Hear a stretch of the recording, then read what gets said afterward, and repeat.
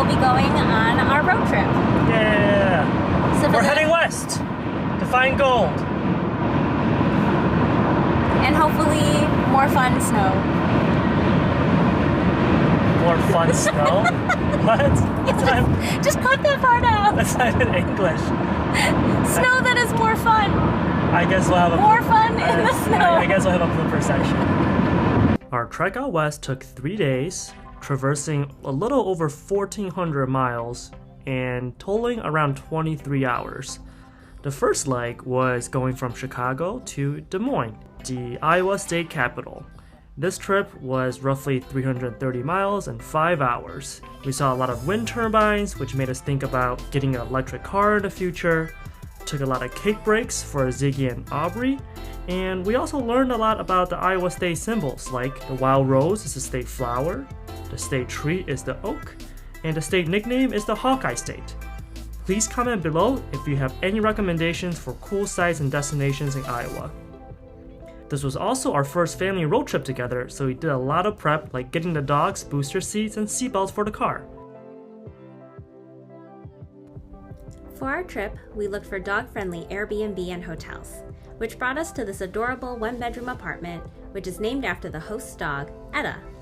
The Airbnb had all the essentials: parking, plenty of towels, toiletries, coffee and tea from local businesses, water and food bowls for the dogs, and an extra fluffy blanket for furry guests. You can see Aubrey made herself comfortable right away. We loved their mid-century modern decor and that they specifically featured artwork by local Black female artists. Etta's place is just a short drive from downtown Des Moines, where we picked up dinner from Fong's Pizza.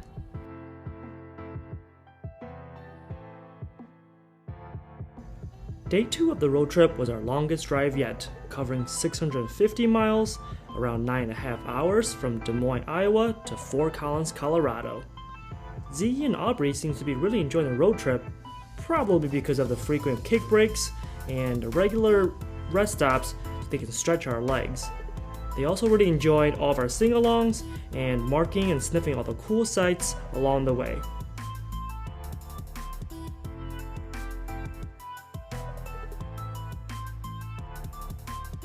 A few of their highlights included the Archway in Kearney, Nebraska. It is a museum and monument right off of I-80 at exit 275. The Archway pays tribute to the adventurers who traveled the Great Platte River Road in the settlement of the America West. It is the convergence of the Oregon Trail, the California Trail, and the Mormon Trail before heading west. The museum opened in 2000, and it even has its own mascot, Archie the Buffalo. A few miles west was the Fort Cody Buffalo Bill Trading Post, also off of I-80 at exit 177. Rumor has it Buffalo Bill Cody got his nickname after killing over 4,000 buffaloes in just 18 months. It now operates as a souvenir and western gift shop, includes an Old West museum, and is famous for the miniature Wild West show with over 20,000 hand-carved figurines. Right around dinner time, we made it to the Colorado Welcome Center, located at milepost 180.5 on I-76. It's called the Teepee Rest Area in Julesburg, Colorado, and it was by far the best rest area we've seen on our travels. In addition to the actual Welcome Center building, there was a nice trail that led to the top of a hill where we were able to enjoy the beautiful Colorado sunset.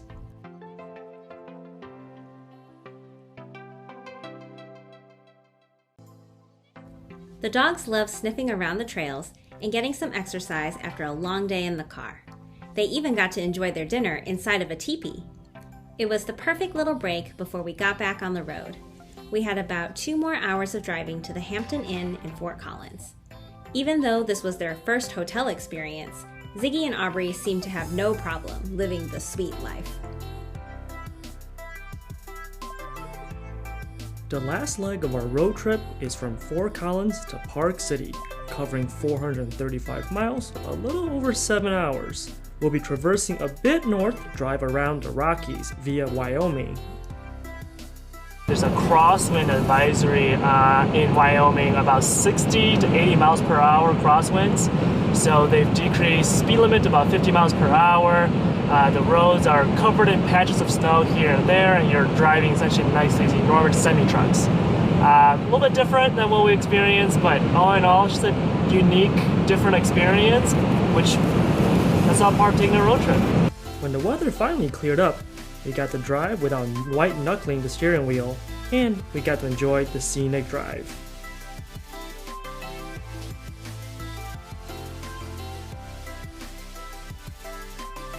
We started seeing these signs for this place called Little America. Apparently, it's a census-designated place that serves travelers, like truckers and road trippers, with gas and food and hotel rooms and even some single-family homes.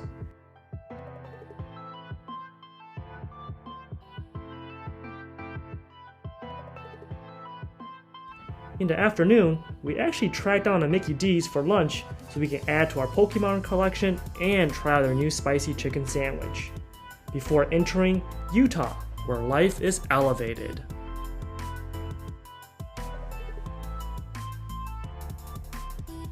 After 3 long days on the road, we finally made it into Park City, Utah. The dogs must have known that we had arrived at our final destination because they seemed excited and ready to explore. It was about 5:30 p.m. when we pulled up, so we still had some sunlight as we moved into our home for the next 2 weeks. We chose a 2-bedroom Airbnb that was walking distance to both Main Street and the Park City mountain base. The main floor of the apartment included the kitchen, living room space with an adjustable desk, and the main bedroom and bathroom.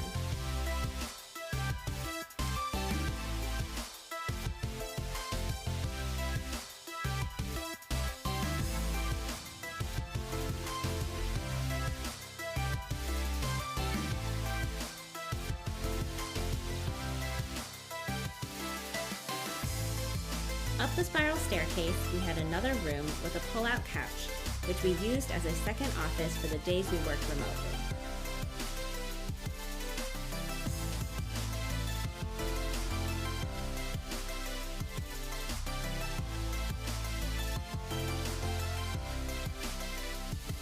Ziggy and Aubrey seemed to like the space as well, especially the staircase that they used to get better views out of the windows. We feel really lucky that we were able to find this cute and dog-friendly Airbnb so we could bring our dogs on their very first vacation. It was so fun exploring Park City with them, and we can't wait to share more of our adventures with you. Until then, keep living in the moment.